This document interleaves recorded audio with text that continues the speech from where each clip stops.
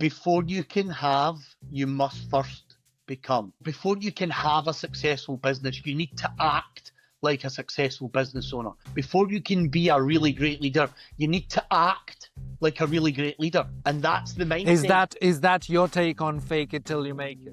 I don't believe in the fake it till you make it. That's not a word that I would use. But it's before you can have, you must first become. So you've got to become the person in your mind. Like, you've got to think like a successful business owner. You've got to, and that comes down to the vision. This week's Millennial Master is James Fleming, founder of The Power Within. James had everything you're meant to want, but realized he wasn't happy. Then, life stepped in. A corporate reshuffle made him redundant, and overnight, he had to turn a 3-year plan into a 3-month plan. Today, he trains leaders across the world on what James calls motivational intelligence, the mindset shift that turns self-doubt into self-leadership. In this episode, we talk about why confidence always comes before competence, the fine line between empathy and standards, and how to build a vision your brain can actually execute. Millennial Masters is brought to you by Jolt, fast, reliable web hosting built for founders. Whether you're launching a WordPress site or scaling an app, Jolt gives your project a rock-solid home starting from just £3.95 a month. You'll get 99.99% uptime, support in under 30 seconds, and flexible payment options, including Bitcoin and Amex, so you can rack up those points while you build. Get your first 3 months free at jolt.co.uk. Smart hosting for people building what's next. James, welcome to Millennial Masters. How are you today? I am very good, Daniel. Thank you for inviting me along. I'm looking forward to it. And I'm looking forward to learning a lot from you, James, because most people only move when they're forced to. So I'm wondering, what was the moment life shoved you and what did you do about it? Well, it's actually a really touching story. So I used to be an executive, C-level exec in a large oil and gas company, American company, but I was based in the Middle East for, about 12, 13 years. And I had a wonderful career. I made lots of money. I had nice cars. I had nice watches. It was a good, really good life. I had a beautiful house. I had a swimming pool in my garden. But I wasn't happy. There was always felt like something was missing, and I didn't know what. And I loved what I did, and I didn't know what that was. And then I took a new role within the company, and it was career development and talent management.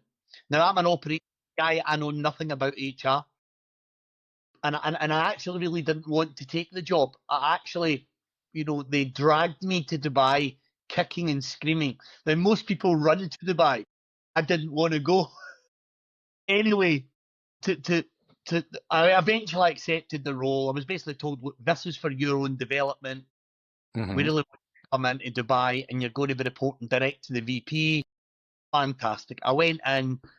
Oh my God, I absolutely loved it, Daniel. I absolutely loved working with people, understanding, and all my leadership skills from my previous roles, I now realised what I was really good at, and that was getting to believe in themselves and to open up and talk about their career and talk about their challenges and then put a plan in place. So I did that. So we were in the whole of the world. There was 7 what we call super regions, and out of the 7, and we all had a score for our performance in talent management and career development. And we were the 6th worst country for region in the world. So there was only one country, I think it was South America, that was worse than the Middle East when I took the role. And within 6 months, we were number 1, and we stayed number 1 while I was in that role. Now, it wasn't anything I did, But what I did do and what I did notice was I used to be operations. So operations people didn't understand. They felt like when HR put new things on top of them, it's just like, oh, here we go again. I want to manage my business. I don't have time for this. So I took a different approach. I actually went to each country manager and I sat down and I says, identify 2 high potential employees. I'm going to train them and then they can own it. And then they can train a few people and then they can own it. So what I did is I took the responsibility away from operations and I started to really train all these different people from all these different product lines. And it was absolutely game changing. Absolutely game changing. So that was my first, I suppose, insight to what it was like to work with people other than in an operational sense. Okay, so I'm going to fast forward. So took after 2 years, they took me out, took me back into operations. I was running a £1.2 billion company, had thousands of people under my remit, and I was miserable. I was absolutely miserable. I really thought, what have they done? I'm really not enjoying this. I loved that previous role. And I was sitting in my desk in Dubai, and my wife works for the same company. And I remember calling her, and I had been reading an article on LinkedIn, believe it or not. Now, this is going back to 2015, 16. Mm-hmm. So I was reading an article, and it was about a palliative nurse, Daniel. And the article is this palliative nurse who obviously looks after people who are dying, generally the elderly. Mm-hmm. She asked them their 5 biggest regrets in life. Okay. And the number one regret was doing something like, following a career path or doing something that wasn't true to themselves. And that hit me like a ton of bricks. I mean, I was sitting crying in my office thinking, that's me. That's me. I thought success was about money. I thought success was about all these things. In actual fact, success has got nothing to do with money. Yes, it's nice, but I wasn't happy. And I realised in that moment that if I wanted to be successful in life, I had to follow my passion. Now, I had never ran a training program in my life. I'd done meetings and short programs for my own staff and people, but I'd never ever taught a leadership program. But that day I decided I was going to start my own business. Now, I had a 3-year plan I put in place, and I came back to the UK with an oil and gas company. So I moved back to the UK with a company to execute my 3-year plan. Mm-hmm. When I was in the UK, I was here I landed in the UK on the 11th of November. Okay. All my belongings were still in the middle of the ocean. And on the 1st of December, I was made redundant. From the job you were moving back into the UK for. Yeah, well, the oil and gas went through a really bad downturn. Mm-hmm. And they let go all of their kind of non-essential staff. So I had 2 things. First of all, I thought, oh my God, what's going to happen? And then the very next thought was, well, my 3-year plan is now a 3-month plan. So I went on The holiday. timeline just shortened. Just shortened. So I went on holiday, believe it or not, went on holiday the start of January. Never told any of my family that I'd lost my job. Never told anyone because none of them wanted me to come back anyway. They all thought it was great. Their son lives in Dubai in this beautiful house. So anyway, we came back and we went on holiday. And when we were on holiday, we came up with a business name. Me and my wife, that is, we're co-founders. Business name, business plan. And then we came back from holiday. And then on the 15th of February 2017, we set up the Power Within Training and Development. You came back from your holiday and decided you're going to change your life. Just do it. And it was scary because I had been so used to making, in oil and gas, it's a very, very lucrative industry. And relatively stable demand. Yes. And the problem being is I wanted to come out of operations to go back into an HR role so I could execute my plan. And guess what? The first thing that happened was all of those non-essential positions were removed from the business. So transitioning James from the being employed on a very good salary and having all the things that you might want to your own business, What was harder than you expected at the start? Maybe not necessarily the grind, but the emotional part. It was a roller coaster. I mean, the thing for I thought the best thing is preface it. So I am a very, very focused and committed. When I say I'm going to do something, I'm going to do it. I had all those negative thoughts. I had those the self doubts. I had all that, but I can overcome my negative thoughts pretty easy because I have a really clear vision. I know it sounds really corny, but I knew exactly what I wanted to create. I just didn't know how. I didn't know the how. So I spent a lot of personal development time. I trained to be an NLP master practitioner. I did coaching training. I got certified as an executive coach and business coach. And I went through a real personal development journey those first 6, 7 months. Spent a lot of money doing it. But that training, Spent or invested? invested. I invested. Yeah, I invested. And it was probably one of the best things I did because now, yes, I've got credibility because I used to be a C-level exec, but now I know I can help people. I've got the tools to add to my current toolbox of being a leader. And I designed my first training program. However, and it went amazing, right? It went absolutely amazing. I invited 12 people, so 6 people paid, and I invited along 6 senior leaders across Scotland. And after, it was a one-day training course called Self-Leadership Development. And at the end of the program, we had people crying. We had people coming up who, multi-millionaires, run huge businesses, saying things like, I've never experienced anything like that before in my life. You're really onto something, James. This is incredible. And people are like, what is motivational intelligence? I've never heard of it before. And then I would be explaining, what it is and how it comes around. And anyway, so I knew I had built something that was really, really powerful. And I just ran it. I ran it as often as I could. I was running them Glasgow, Edinburgh, Perth, Dundee, Aberdeen, just Scotland, because they were all face to face. So you basically dived straight in and set up after the first pilot was a success. Because you already didn't have any other job or backup, you went full on and then started expanding the program across Scotland. Yeah. And it was hard because I went from literally, I felt like you have a private cash machine to all of a sudden, the only money coming in is going straight back into marketing, in content, attending meetings, going to networking events. I mean, there was actually in the first 2 years, I think it was we were into 2018.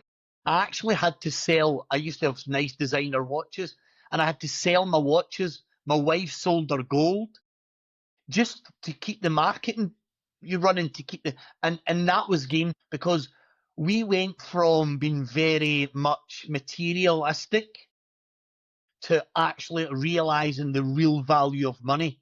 And I think you can only really do that, at least for me, when I realized I have, like, this is it. I have to make this work. You weren't trading your time for money anymore, were you? Exactly. I was building something for the future. And as I said, the first 2.5 years were really, really tough. I mean, really tough. There was days I didn't know how I was going to put gas in the car to attend meetings, really, really. But I always, this is really critical, I always found a way when I needed it. I always landed a deal or something always happened. I don't believe in luck. I believe you create your own luck by getting out there. Don't be frightened to put yourself on the line. Don't be frightened to make mistakes and get it wrong. I mean, I've got more things wrong than I've got right, Daniel. I've made a mess of things more than it's worked. But the things that I've learned from every single situation, and I've always been able to self-reflect. So that's kind of how it all started. And then it just, after the kind of 2.5 years, then of course COVID, which was horrible. That came straight after those 2 first years in which you struggled. It literally, we had just built our first executive diploma. We'd spent all the money getting it approved. And this was in February of 2020, 2019, 2020. And then on March, A month later, yeah. everything, all of our business, it was literally phone call after phone call, cancel, because nobody could do, and all my training was face to face. It was in person, yeah. So that was like, So how did you pivot and cope with that curveball that was thrown at you? So on the 27th of March, me and my wife, we're one of those people, we love podcasts, audiobooks. So every morning, we're really early risers, crazy early risers. We always go a walk in the mornings with a podcast or something on. But this morning, we went a walk with no podcast, no audiobook, and we just talked about the situation that we were in. And we came back into the office. We had a big home office, and I'm looking up. I'm a big goal setter, so I'm looking at my goal boards, and I'm thinking, all these business, all this, we've lost it. And my wife turned around and said to me, James, the people are still there.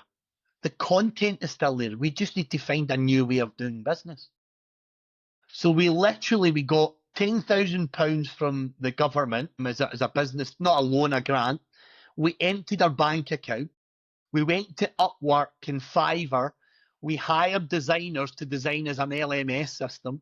We put all of our content into video, and we started to do all of our training virtual. On the first 6 months of COVID, we doubled our revenue from the previous 2 years because we didn't put our head in the sand. And it was also the moment it allowed you to get out of Scotland. Exactly. We were running programs in Saudi Arabia. I was tapping into a lot of my contacts. We were running programs in Kurdistan, in Dubai, in Malaysia. And in Scotland as well. So we just opened this whole new audience. And again, the feedback. So obviously the content had to be changed because face to face, there's more engagement. So when you do virtual training, Daniel, it has to be really powerful. Like, it's people, if you're sitting there for 2.5 or 3 hours, that content has to be good or you're going to switch off. So that was probably the hardest part, was getting the content so that it was really to the point and really powerful so that people didn't switch off. And what did that growth actually demand from you? Because even though there's the mirage of courses and one-to-many and exponentially scaling, on the backbone of the business, I'm sure it demanded more of you and your wife. It did, and it didn't, and I'll explain to you why. So we were running training programs, more programs, but we didn't have the travel and the costs of hotel, food and travel, and so sometimes when you're traveling 4 or 5 hours, your kind of day is gone. So you would travel the night before, you'd run the program, you'd travel back that evening. So we actually had a little bit more time to really focus on the business. But that first year... And you couldn't go on holiday anyway. Exactly, we couldn't go anywhere. So we decided to build new programs. We started to develop new content because I was thinking, if this is how I'm feeling, how are other people feeling? People in businesses, large companies, not the smaller companies, who was our ideal, at that time was our kind of perfect market, was the SME market. How can we get into larger companies? What is their pain points? What are they feeling? And it was all about remote leading. How do you lead through remote working? And so we just started to create new content. That's a good point then to start talking about leadership and coaching, James. What's a leadership truth that pisses people off, but you believe in it anyway? The main thing for me in terms of leadership is the communication. So you've got two key types of what I call leadership and management communication. So you've got management communication, which all leaders have to do because they still have to manage as well as lead. And that's about telling people what to do, having all the answers. And then you have leadership communication, and a lot of people struggle with this. A great leader doesn't know everything. A great leader doesn't have all the answers. But what they do is they're really interested in their people, and it's all about growing their people. So rather than trying to come up with the answers, ask better questions. And that really is leadership 101. And a lot of people struggle with that. They're like, oh, but how do I mix it? Well, it's not how. If you want to be a successful leader, you've got to invest in your people. So how do you ask better questions as a leader? How do you ask better questions? So, example, let's say, so Daniel, you come to me and you say, so James, I've got this problem. And I'm going to say, Daniel, you're absolutely right. I think that's a problem too. So tell me, Daniel, what do you think that we can do about solving the problem, fixing it? What's the solution? I was about to come back with that, because if I would come to you with a problem, I would possibly come with one or two solutions that I would want your advice on, rather than just the problem. So we're going to get there. So I'll get you to clarify what the problem is. So I agree that's a problem, and you're going to tell me, and then I'm going to come back and say, so Daniel, what would you suggest we do? Now, what do you suggest that we do? So keep the inclusivity. And you'll say, well, I don't know, James, that's why I came to you. And I would say, but Daniel, if you did know, what would that be? And they would probably say something, well, if I did, I would probably do X, Y, and Z. And I'll say, do you know what, Daniel, I think that's a really good idea. Are you empowered to actually go and execute this? Yeah, I think so. Okay, go do it. Job done. And that's it. Just asking great questions. Straightforward question, but I agree. So forget theory then. Give me a story, James, when someone completely changed because of how you coached them. What shifted in them? Okay, so when you think about executive coaching or business coaching for that matter, it doesn't matter what that person, the initial, what we call the overlying or the umbrella problem. Always the underlying problem is this. It's the mindset, it's the self-talk. That's always the underlying problem, because it doesn't matter what I tell you. If you don't believe it's going to work for you, you're absolutely right. It won't work for you. So my job is to get you to be so involved and come up with all the answers. And that's what great coaching does. And then what happens is eventually the penny drops and they go, do you know what? I actually think I could do that. And you can only do that if you take the person on a journey. Because you cannot tell them. If you tell someone they've got a problem or they've got an issue, then it's just like hitting a brick wall. You've got to communicate with them. And I'm going to answer your question in a minute, the transformation. I have seen people, senior managing directors, come on one of our programs or executive coaching, and they come in and generally they don't think, they think they're really good managers. They think they're great leaders. And then once you scrape... To a certain extent, if they joined your training course, surely they must feel there is some space there for growth. Sometimes, because remember, a lot of the time it's their management team that puts them on the course. So a lot of people come into the course thinking, another management leadership program, I don't have time for this. Because their past experiences, they go along, they have a good time, they go back to work, nothing changes. So that's your stereotypical management and leadership program. Nice leather manual, nice certificate, I am a leader. They go back to work on Monday and nothing's changed. And that is the difference between motivational intelligence leadership. And everything we do revolves around the framework of MQ. And it is just literally helping that person identify and manage negative thoughts and self-limiting beliefs in order to overcome their obstacles in business and in life. And that's it. And we do it through telling lots of stories. So for a skeptical founder then, for motivational intelligence, what changes first when you apply it? So first of all, most people get the understanding of motivational intelligence wrong, because they think motivation like a motivational speaker. So they just think this rah, rah, rah. Well, that's not Rally what the troops, do a good town hall or a presentation, and you're done.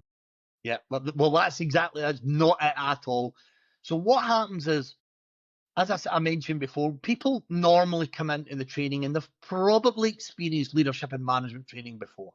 So they're kind of thinking, here, we're going to have lots of theory, but we don't do that. The very first thing we teach is self-leadership and why it's important to have the right diet, to take care of yourself, your mind. How do you feed your mind well? What things can you do? So rather than traveling to work in the morning for 40 minutes and listen to radio, put a podcast on, put an audiobook on, feed your mind well. Stop watching the news at night, because all it is negativity. Stop reading the newspapers, because all it is negative. And the more negative that people consume, the more negative their brain becomes. So the first thing that people start to realize is they stop being so the self-talk. So there's negative self-talk starts to slow down. And then once that negative, so when they stop believing that, or they start believing that they probably can do this and they probably can be better managers and leaders, then the game changes, because then they start absorbing the information. So we never teach skills at the start of any program. We teach beliefs. And once people believe that they're capable, then we teach the skills. I have spoken to people before, and many have mentioned the way even your internal talk can change your mindset. Absolutely. From I couldn't to I could do if, and so many small changes that you can apply. Even if you don't vocalize those, the way you speak to yourself internally does contribute to it. So I'm assuming this background negativity that you mentioned stays on your mind, even though you don't consciously realize. In fact, most of the time, it's unconscious. You're subconscious, so you're not aware of. We have, as humans, have 60,000 thoughts a day. 90% are repeated over and over again. Our brains would explode if we were aware of all of those thoughts. So what we've designed as human beings is, as we've evolved, we have a thing called a filtering mechanism. So, for example, the easiest way to think about it is, do you drive, Daniel? Yes. Right, okay. Can you remember the last time you bought a new car? Yes. Okay, so did you know which car you were going to buy, or did you do a bit of looking around first? I knew. You knew. Once you bought that car and you got the keys and you started to drive it, something miraculous started to happen. You started noticing all the cars that were just like yours. True. Now, the only reason the cars have always been there, but the only reason you're noticing them is because it's on your mind. It's important to you at that time. And that's how our minds work. So if we focus on problems, guess what? We see more problems. If we focus on solutions, if we focus on negative, we see more negative. And what we can do as humans, we can change that status quo. The more that you're aware of the negative self-talk and the more that you feed your mind, Daniel, like, for example, so if most human beings think negatively most of the time, I would say I think the exact opposite. I would say 80% of my world is positive, and I don't really see negative because I'm not looking for it. So you can change, and that starts with deciding that you have to change, that you cannot continue to think and act the way that you are. And that's it. And it's subconscious. Most of the time, we're not even aware that we're doing it. That's an interesting point. Again, some other people I've spoken to about this also mention the power of within. So how do you manifest it on the outside? What changes on the outside for a leader or somebody building a business once they start applying these methods? So I've got a saying, before you can have, you must first become. So before you can have a successful business, you need to act like a successful business owner. Before you can be a really great leader, you need to act like a really great leader. And that's the mindset. Is that your take on fake it till you make it? I don't believe in the fake it till you make it. It's not a word that I would use, but it's before you can have, you must first become. So you've got to Okay. become the person in your mind. Like, you've got to think like a successful business owner. You've got to, and that comes down to the vision. And we can talk about that if you want as well, how important having a vision is. And that is something I've always had.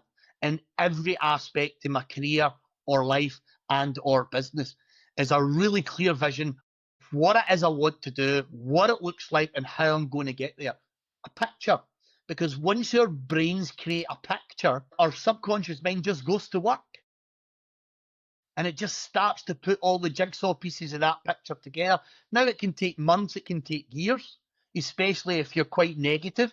I mean, a classic example, to give you an example of how this works is, when we work with a lot of, when we used to work with a lot of kind of small business owners, and they would say like something like, you know, if I just make £200,000 a year, if I can just turn over 200, 300,000 pounds, I'll be happy.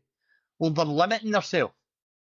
I always say to them, think like a multi-millionaire. Imagine you could have a, you know, 2, 3, 4 million pound turnover. What would that look like? How much could you achieve in your society?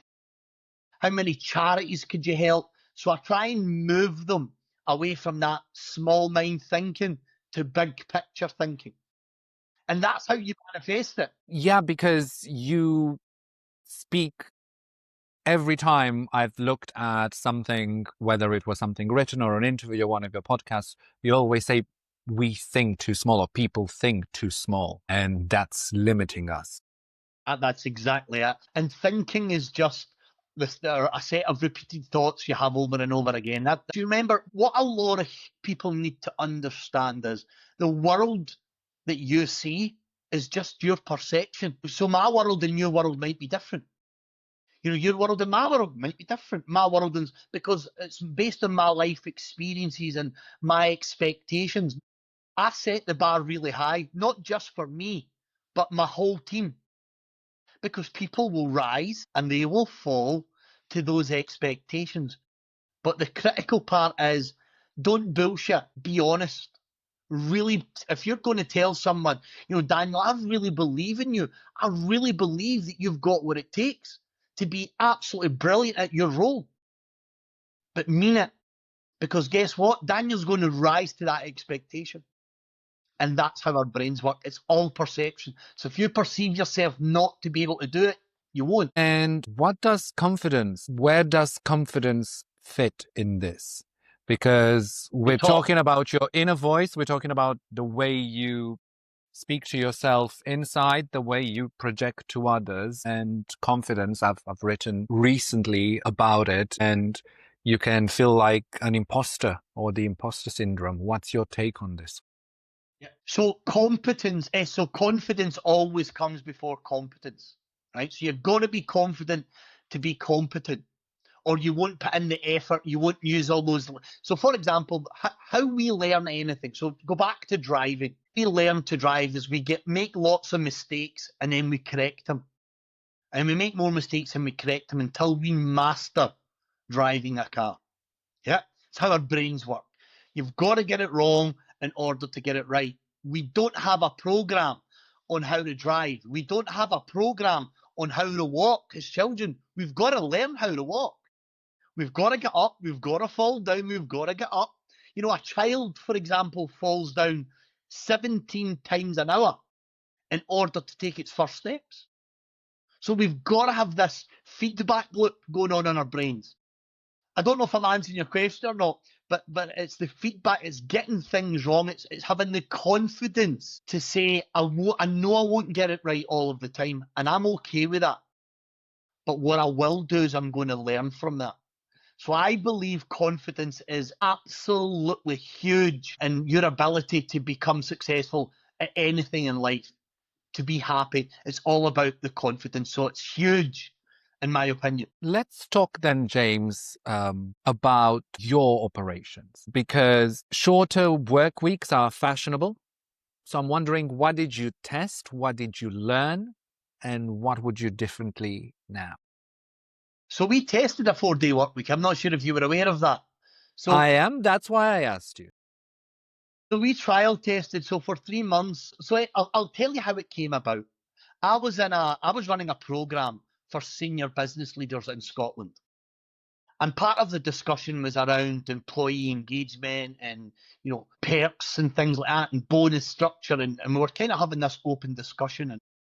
And a couple of people in the room had said, well, we trialed a 4-day work week and it's been really successful.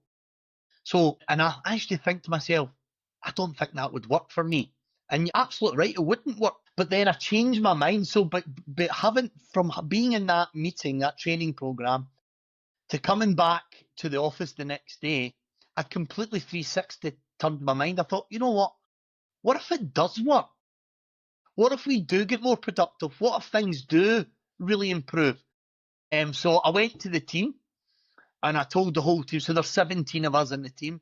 So I told my team, they're all full-time employees. So we're quite unique in terms of training and development. We don't use consultants. We only have employees because they live and breathe motivational intelligence. So I went to the team. Some of them, I would say 80% wanted to trial it, 20% didn't. They were like, no, it's not for me. I'm happy what I'm doing.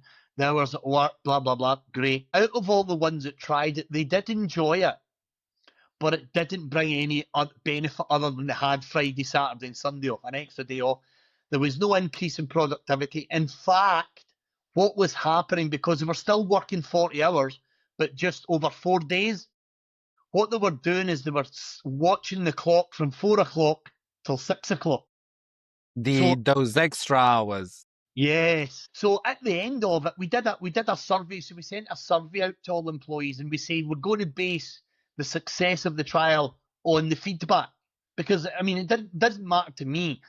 The business was still running. We never lost any business. Okay, we didn't grow or anything, but we never lost anything. So the business wasn't really affected.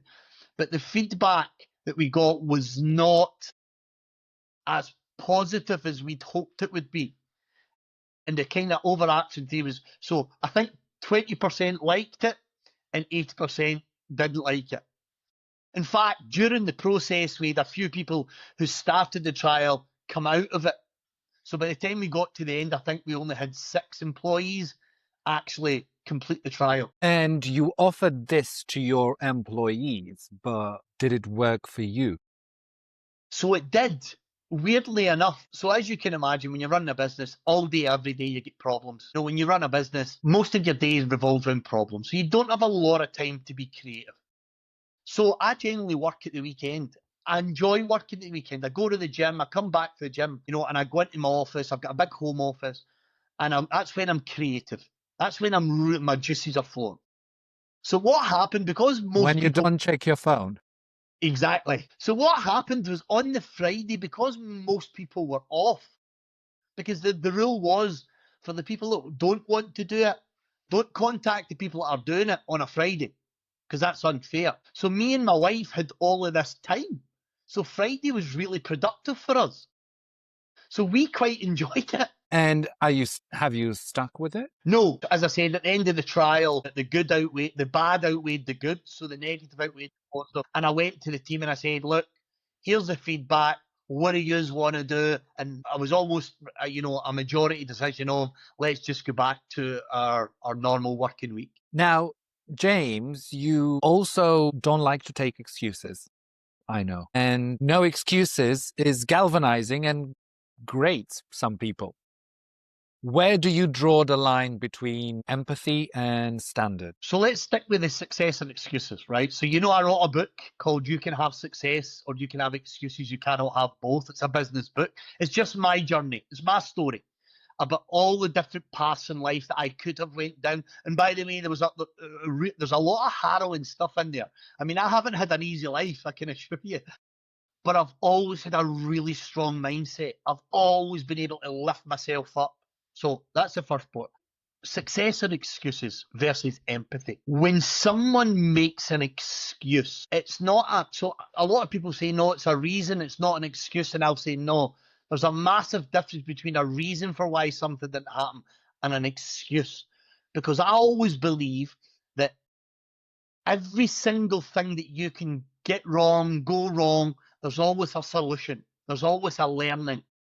And when they come back and they say to me, it didn't work because, and here's the learning, then it's not an excuse. But if somebody comes to me and says, purely, oh, we can't do that, or you don't have enough time for this, or don't have enough time for that, that's an excuse. What they really mean is, this isn't actually high in my priority list. So the things that you think that you want us to do, I don't see the value in it, James. And then that's when the excuse comes in. So you've got to reframe that. And all of our employees never do that anyway. And even my daughter works for the company, and she's went through her whole life success or excuses. So she gets it. You know, she used to think it was That's just because you drilled it into her. I mean, right from my daughter was literally born, I used to speak to her, like, tell her, you're an incredible human being, you can be whatever you want to be, you know, it's just about putting yourself out there. So I've been constantly affirming to my daughter that she's an incredible human being and that I've got her back, basically. And she's now become an incredible young woman, and she's taken all of those traits and characteristics that I've taught her throughout the years, and she's an incredible employee. But that's another story. There's a whole story around my daughter actually coming to work for me. Let's stick with excuses for now until we get there, because I'm wondering, James, what's an excuse you were making in your own business that somebody had to call you on? So I'm very reflective. So one thing would be one point, so about a year ago, right? So I'm very, very ambitious, right? So for the last 4 years, our company has doubled in size. So revenue and people for 4 years in a row. Now, last year, we doubled our marketing budget. We brought on new people in January. By April, we were losing money left, right, and centre. I won't get into the reasons behind it, but it didn't work. And I started to point fingers and place blame. So I would say, but you said this and you said that and you told me that. And that goes against the person that I am, because I do not point fingers and place blame. In fact, I actually normally take responsibility and say, you know what, this is on me. You obviously didn't understand the question, or you didn't understand the instruction. So, you know, but me bad. This is what I really meant. But I started to point fingers and place blame, and it was one of my senior leadership team called me, and he says to me, James, he says, I might not have a job at the end of this conversation, but I'm going to tell you anyway. And he says, you're too hard, you're pushing too hard, you know, just let's cut the numbers back. Let's cut the numbers. Let's not driving for this, you know, exponential growth. Let's look at a lot of your team members. Let's get them. And I thought, wow, you're absolutely right. So I got all of my team together, and I basically said, look, I apologise. And I said, I can't do this on my own. I can only do this with your input. So you need to tell me what we're capable of, how we can grow, how we can develop. So, and for the last 18 months, that's how we now run our business. I constantly say, I don't know, but I know yous do. I know the team that I've built. And by the way, I normally say at every Monday morning meeting, I'll say, look at the team that we have built. Look at the team. My God, we have got such a powerful, strong, capable team of achieving anything. And this is my regular type of conversation. So I had to change because I was getting frustrated. And the excuse I was making was, it's your fault. Pointing fingers, placing. Yeah. Yeah. So that was probably the biggest learning for me. And by the way, I wrote a whole article about it. I wrote an article on LinkedIn a year and a half ago about the experience and what I learned from it. And what was the feedback you had on it? Amazing.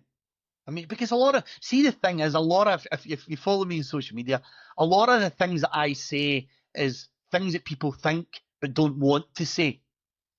I say it how it is.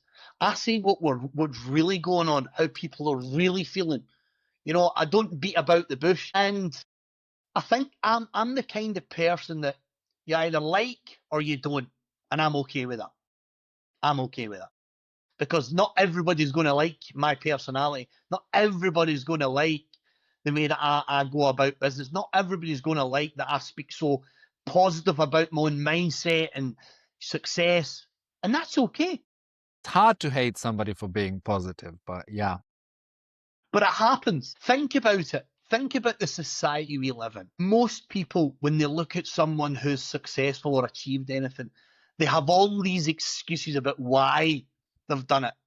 What they don't know, I've never met anybody who's successful in business or life who hasn't had one hell of a journey to get there. Peaks, troughs, tears, snotters, feel like the whole world is collapsing round about you. But they're always It's not a continuous upward line, is it? It's just a trajectory. But people think it is. Some people think it's okay for James because he was an ex-oil and gas exec. I left school with no qualifications. I've got dyslexia. I've got ADHD. I don't make excuses for that. They're my superpowers. And you mentioned success, and you mentioned it wasn't a super high salary with the house and the pool and everything else. What do you believe about success that most people don't have the guts to say out loud? Success is happiness. It's feeling fulfilled. That's it. So if you think about it like this, so if success and happiness is there, right, and your expectations are there, you're not going to feel successful and happy, right? And that's all about your outcomes. Your outcomes, so your thoughts drive your actions. Your actions dictate your results. So if you've got a poor mindset and you keep taking poor actions, you're going to get poor results. So your expectations, your outcomes will never truly align. And that's why people never truly find happiness. Once you either drop your expectations or raise your outcomes, and as soon as they align, people feel content and happy. Now, I would say I am very, very happy at the moment, but I still have lots of challenges. I still have lots of business challenges. Some days I want to run away, Well, but the more the business grows, and it's a new experience for you as well as a business owner, even after all these years, as your team grows, you have different challenges. absolutely. And the payroll only gets bigger and tougher every month. I wouldn't honestly, when I think back to the early years and I think about our outcome, our expenditure, so salaries, national insurance, marketing budget, I would have cried. I think we're £135,000 a month in outgoings to keep the business running. Okay, we make more than that, but that's kind of our cost. I would never have, and that's a month. I would never have dreamed of that 7, 8 years ago. And now you somehow have to sleep with this and wake up calm and make sure that everything runs. Well, I've got a chief operating officer who's also my wife. Okay. She deals with that side. All I ask her is, can I afford to hire someone? And the answer is yes or no. Can I afford to increase the marketing budget? The answer is yes or no. And that's all down to cash flow. My business partner and wife, she does cash flow projections daily, not weekly, not monthly, not quarterly. She does them daily. So she can tell you almost to the penny how this business is performing at any point of the day, any month, any day, any week. That's critical. You mentioned working with your wife, building your business with your wife. Now, my question is it beautiful or brutal? What keeps it working? It's beautiful. Our relationship has flourished in ways that I never imagined was possible. The early days were all harder, of course, because my wife didn't have a lot of leadership skills because she'd never really led people. She'd never ran a business, of course. So we were learning together. And None of us ever run a business until we do our first one. So we had this real, I'm not going to say it was tough, but it was quite challenging the first couple of years because we're trying to find our strengths and weaknesses. Now, I know, I just let my wife, she does her thing. She doesn't get involved in what I do. I don't get involved in what she does, and we have a discussion. We generally never bring work home now, although it never really leaves you, to be honest. You could be sitting watching a TV and the phone goes or a text message, and that's your bloody night ruined because you're sitting with your business partner and wife, and guess what? You're going to discuss it. And how do you put a balance in there? Because you said you try to disconnect in the evening, especially when you work with your wife. but the phone will inevitably ring or you'll get a message, something will break at night. How do you keep those barriers intact? Yeah, Daniel, I'm going to go back to what I said right at the very start. Healthy body, healthy mind.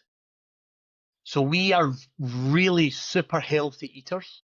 We go to the gym only for 45 minutes, 6 days a week.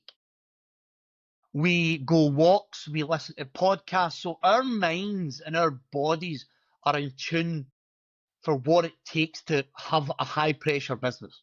So that's the first thing. So, and then next is we're so aligned now. We know each other's strengths and weaknesses. We're so aligned.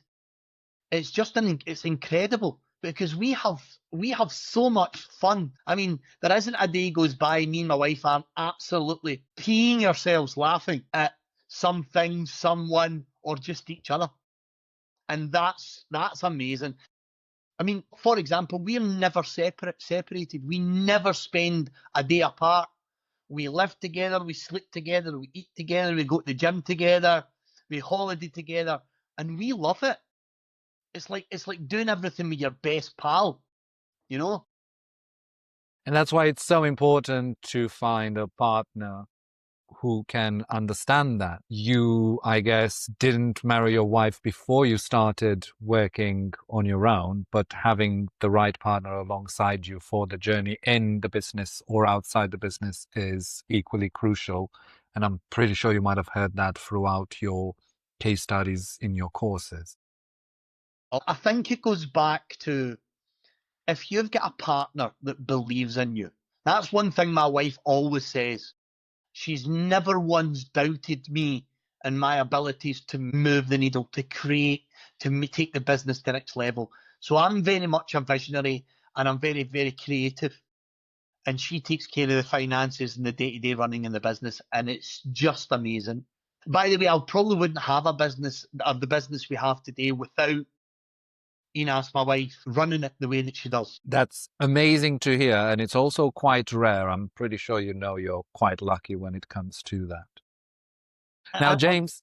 I do. I'm so blessed, I've got to say. Now, James, you've got a gift for pulling people up a level.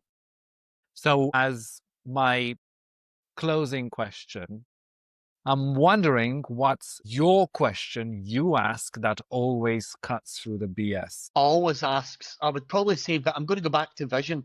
So no matter whether I'm working with an SME or a senior leadership team, a sales team, I always ask them, in 12 months from now, what is a perfect world like for you and your business and your team? What's all the things you want to have happen? What do you want the rest of the business to say about you and your team? And then I get them to try and draft a vision of what that looks like. Because it's the vision, it's the picture in your mind that enables you to take the right actions. And that's really it. I always, no matter where I'm working with a team of CEOs or supervisors or managers or anything, I always ask them, what's the vision for the team or the business? Or what's your vision? What do you want to achieve? What does that look like? Because if they can articulate and paint a really clear picture, guess what? The chances are they'll probably achieve it or at least be close to it versus never ever doing that exercise. So I always revert back to, always say, imagine you're sitting in the bar with your mate and it's 12 months from now and you're telling about all the amazing things that's happened in your business. Let's do that exercise. And they tell me all the amazing things. And I say, what's stopping you? Well, what's actually stopping you? I'll say something like, so Daniel, what you've written down, is that possible? Oh, I'm not sure. Has somebody done it before you? Yeah, there's lots of companies have done it. Okay, so that means it's possible. And it's plausible with the right mindset, with the right tools and techniques, and with the right support. Would you agree? And they go, actually, when you put it like that, yeah, I do. Vision created. Then we start to build the rest. Okay, so you ask people about their vision. You started with vision and you said it's important. So let's try and make this the parting shot. If you're in doubt, what are the best ways to not necessarily find, but define your vision? So it's going back to what I said. Always think to yourself, in 12 months from now, because what a lot of people do with goal setting, right, is they underestimate what they can do over a long period of time and they overestimate what they can do in a short period of time. So I always say in 12 months from now, what do you want to have happen? What's all the things that you want to have happen? And I start with that question because if you can put yourself, so it's called pre-position. So if you can take yourself out of your current mindset and be someone else in 12 months' time, and you're telling your buddy, your friend, your wife about all the things that's happened, that's how you start to create a vision. Then you can move it around and make it really, really powerful. But that's always the starting point. What do I want to have happen 12 months from now? And start writing it down. There's no right or wrong answer. Just start writing it down.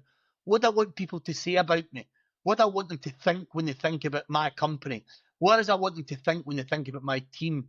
What does my partner, what do I want my partner to think about me? And be that person. Before you can have, you must first become. That's a good parting thought. I'll stick with that. Thank you so much, James, for coming on Millennial Masters and sharing your story and being a true inspiration and positive thinker. Thank you. I'm so passionate about life and people having the best possible life. And guess what? You said it earlier on. It's the power within. We all have it. We don't all use it. And that's the problem. But thank you. It's been an absolute pleasure. Thanks for tuning in all the way to the end of this episode. If you enjoyed it, please share it with someone you think would get value from it. And don't forget to subscribe on YouTube, Spotify, or Apple Podcast so you never miss an episode. For the best way to stay in the loop, head to millennialmasters.net. That's where you'll get all the latest features and new episodes straight to your inbox every week. Catch you next week.